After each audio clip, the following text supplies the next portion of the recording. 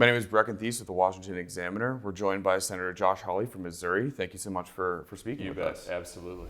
So Father's Day is coming up this weekend, and I just want to get a sense for the sort of responsibilities that a father owes his family and how he can display virtue to them. Great question. Well, I'm a father of three. My boys are 10 and 8, and I've got a little girl. I keep saying baby girl, but she's not quite a baby anymore. She's 2, Abigail. And I just think, as I become a dad and as I continue to grow as a dad, I think providing for your family, protecting them, and then really nurturing them, looking to their growth, those are the key things that I think as a dad, at least in the stage that I'm in right now, are so important.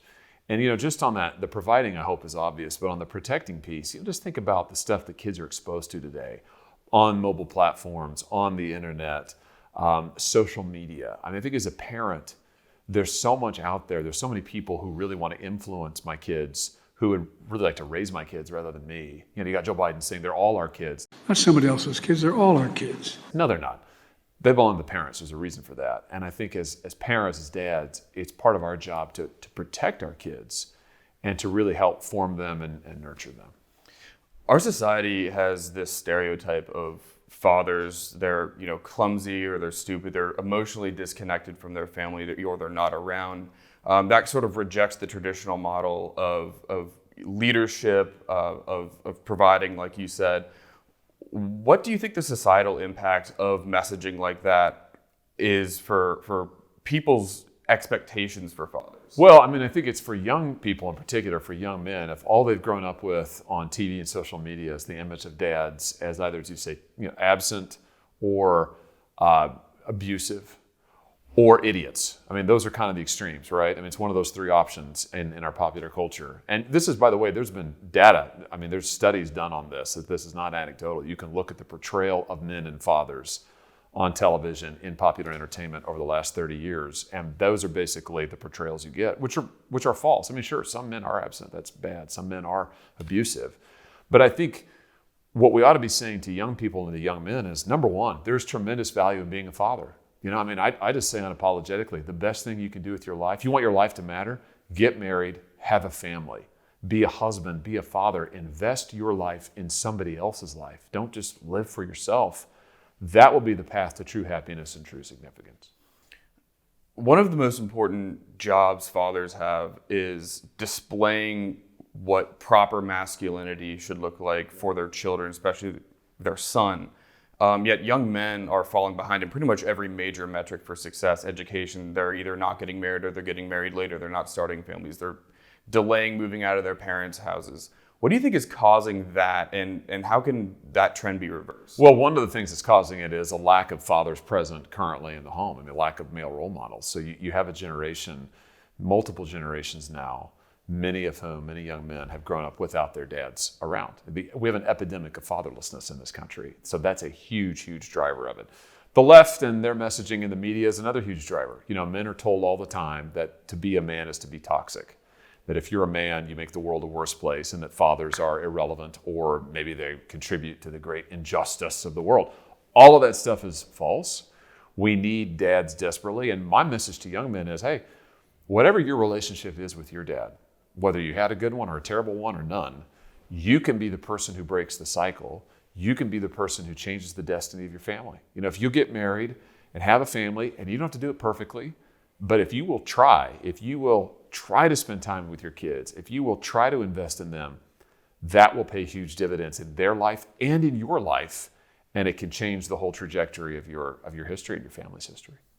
Do you think that absent fatherhood or fatherlessness is encouraging young men to find mentors elsewhere where maybe they are getting negative or harmful messaging? Yeah, I do. I think that there's a couple of things there. A lot of young men don't get mentored at all. So these are the guys who are still, in mom and dad's basement or, living somewhere on their screens at age 30 and, can't hold down a regular job, right? Just don't have any sense of purpose. Then you've got some young men who they go and they're like, oh, well, I've been told in my life that to be a man is to be toxic, so I'll just embrace that. And they go out and find role models who say, yeah, let's all be toxic together. Violence is good and aggressiveness is good. That to me, that's buying into the left's lies. What we need to find are role models who show what good, strong, healthy manhood looks like, that is self-sacrificial, that is willing to give up your own interests and ambitions for other people, and is willing to use the strength and influence you have to benefit others. I've been fortunate to have a lot of those role models in my own life, and I think one of the best things that young men can do is go out and try to find them. If you don't have a good relationship with your dad, or even if you do, go try to find an older guy who's a little bit farther down the road of life and say, will you mentor me? Will you help me? There's a relationship here that is sort of away from public policy, it seems like. It's like this is a family matter. It's your relationship, your personal relationship with your father, things like that. Do you think that there is a role for public policy in encouraging fatherhood, but also masculinity? Oh, yeah. A couple of things. Number one is we should actually reward marriage and not punish it in public policy. Right now, if you get married, you're going to pay more in taxes. There's going to be all kind of penalties and burdens on you. We ought to flip that around. My view is we ought to affirmatively reward marriage. There ought to be a marriage bonus in our tax code. We ought to say to working families, if you have kids, you should get a big tax cut or a tax credit so that you can make a decision as a family about how you want to raise your kids. But the point is, we ought to be helping, not punishing families. Let's also talk about jobs, though, for men. Since the year 2000, when we let China into the WTO, one of the stupidest things that the leaders of this country ever did, we've lost 4 million good paying jobs in this country, 60,000 of them from my state. A lot of those jobs, most of those jobs, men. Those are industry jobs. If you want to see families flourish, you got to have jobs for men where they can provide for a family. Why are fewer men getting married at younger ages? Part of it is they can't get good paying jobs. 70% of men in this country don't go to college. They shouldn't have to in order to get a good job. So I think you want to talk about strengthening men in the family, bring back good blue-collar jobs in this country that you can support a family on.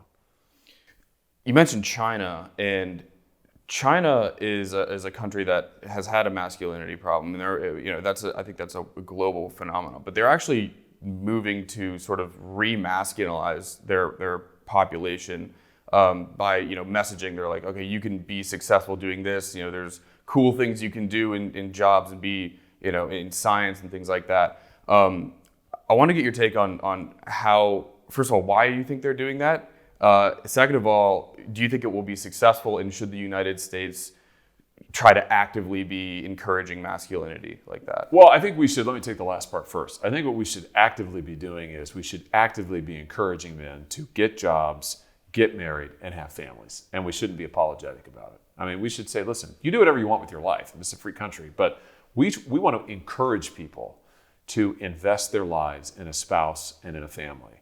And I think the way that we do that is we create an economy, we get back an economy where if you are a blue-collar worker, if you're a guy who, you went to trade school, but you didn't want to go to college, hey, you can get a good-paying blue-collar job and you can raise a family on that wage. Mm-hmm. You do that, I promise you, you'll have more people getting married and earlier, and you'll have bigger families. Because one of the reasons people don't have families now is it's so expensive, and so many men feel like they can't provide for their family. And, for many men, they're ashamed of that, or they're at least very sensitive about it. So we need better jobs for blue-collar workers to provide for their families. That's the kind of pro-manhood, pro-family, pro-fatherhood policy I would like to see. And, conservatives need to do more to take on the negative stereotypes of the left, and we should do that. Do you want to talk about policy? Let's talk about jobs, and let's talk about encouraging families and rewarding marriage. Do you think that the kind of content about masculinity online that you can get through, TikTok trends, through, whatever you're seeing is having an effect on young men, saying it's either setting expectations extremely high, unattainable expectations that men feel like they can't achieve, and then by the same token, setting those expectations for young women who hold men accountable to those expectations, and sort of driving this decline in marriage? Great question. I'm probably not the best person to ask about TikTok trends or social media because I don't spend any time on it. But I think the data is undeniable here that the influence of social media on the mental health generally of young people is terrible. The influence of social media, let's just isolate young men for a second, on young men's self-image, their sense of self-worth is terrible. It's even worse for young women, actually. So it's terrible across the board. Is that because of the images that are being presented or the expectations? Yeah, probably. And again, I think right now the liberal culture is sending incompatible messages to men. It's telling them on the one hand, you're terrible, you're toxic, you shouldn't be a man. On the other hand, it's telling them, if you don't go get a fancy degree and a high-paying job, you're worthless. So there's this constant sort of, well, what am I supposed to do? Am I supposed to like go pay a bunch of money, get this fancy education, or am I supposed to like do nothing, or am I supposed to get married, or what? And I think this crosstalk is hugely confusing to men. And that's why, we need to send a clear message, which is, listen, manhood is good. Strong men are good. Be a provider, be a protector, get married, have a family. And we need to have policies that support that. Senator Hawley, thank you again so much. I really appreciate it. Thanks for having me. For more, go to washingtonexaminer.com.